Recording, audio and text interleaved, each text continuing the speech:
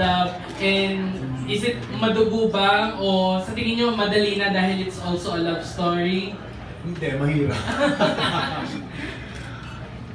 Ang kwento nito kasi, when they offered me this project, I really had no plans of doing any MMFF because I and my family had plans for Christmas.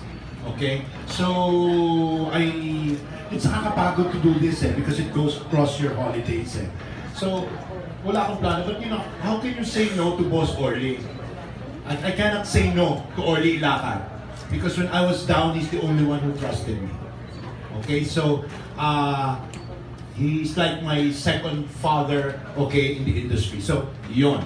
So, originally, Alden was there, okay, but then there was another pair to be the secondary cast. Alden was support, okay. Then, I was watching the teleserye and I was feeling around the I was telling them, boss, pasok natin si Maine. Okay, but there were other commitments na. So sabi, pasok natin. Sabi, sige, pasok natin si Maine. Maine's role was a minor role. Okay, because she was contested. Then, sumabog na ang Aldab. I was telling them, pasok yun na ang Aldab.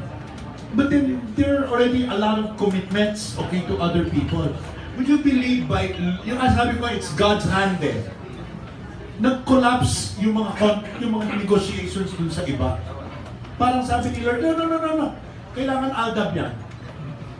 So, may rule, I think there is a rule in Metro Manila Film Fest that what you submit as an original story, you cannot change, alter drastically. You have to stick by that story. So, we had to manipulate it around. Okay, we had to manipulate it around. But it worked. It worked. You know, things just fell. Kaya sabi ko, it's not us. It's like somebody was telling us what to do. Okay, but you know, it was a happy incident. You know. Okay. Kay Alden naman, kasi from Sunday to Sunday, lagi Sunday ulit. parang Ang pangalan niya si Kuracha. kasi at least si May nakapahinga pa sa linggo. Ikaw, kahit linggo meron ka ring show. So, how drastically, ano yung malaking change sa pagtulog mo? Yeah, okay. Pagpahinga? Kasi parang, hindi ka na yata natutulog eh. Hindi naman. Grabe ka naman, sir. Well, I've asked for this parang before this started. I've been praying for jobs. Well, actually, before Eat Bulaga, before Album, after a few teleseries from GMA, parang I've been praying na sana there's gonna be quite a few projects that I could work on na, well, can sustain me as an actor, of course, stability-wise and financially, of course. So, yun nga, when you pray and when you have a sincere prayer at heart, bibigay talaga sa'yo. So, drastic changes. Well, I never get the chance to see my family often.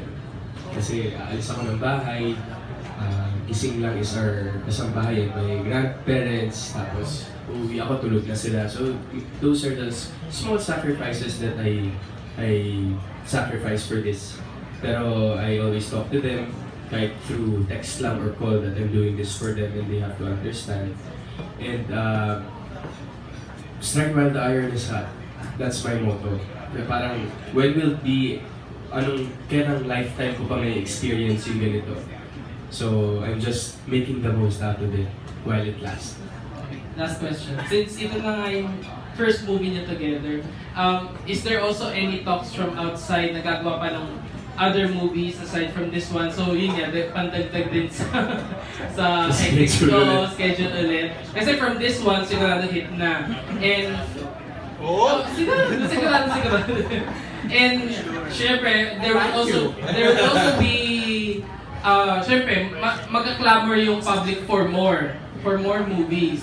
So, meron na bang nag-iusap na rin ba ng, let's say, sequel or spin-off? Well, everything is still in the planning process. Pero hopefully there will be a next movie after Bulaga. Thank you. Yes. Si Direk ulit. Si Direk na lang.